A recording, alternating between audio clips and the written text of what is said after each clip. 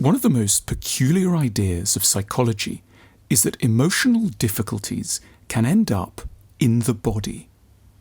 We can understand that a difficult event might get lodged somewhere in the mind, but how and by what mechanism might a difficulty get remembered or stuck in our bodily selves? Can a kidney really remember a sorrow? Could a wrist or a femur hold on to the memory of a punitive parent or a painful divorce? But mind and body are not impermeable entities. A lot of emotional traffic flows between them. When we are sad, some of the grief in our minds may well find a home in our shoulders. When we are terrified, some of the fear from our imaginations can grip onto our lower vertebrae. The difficulty is that our organs lack eloquence. They are not, by design, particularly well suited to explaining how terrible a relationship is or how difficult it once was around our mother. Our brains, which have the immense advantage of being directly tied to our mouths, have trouble enough letting on what is going on inside them. Most of what we are remains deeply lodged in unconscious darkness.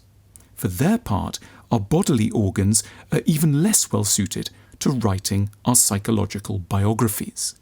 Nevertheless, if we can put it this way, the body has a conscience. It won't let certain things go. If the pathway to self-expression has been blocked down the verbal route, then there may be no option but for certain messages to be redirected through our bodies. Bodily pain is hard to ignore, and that is the point. We suffer certain sorts of pain in our bodies when our minds become far too ingenious at overriding their own pulses of distress.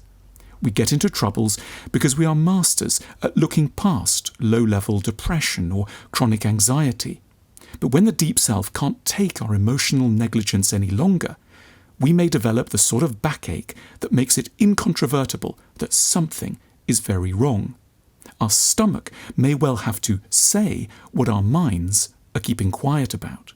Our kidneys may have to give a voice, however ineloquent this may be, to troubles that have found no linguistic road out into the world.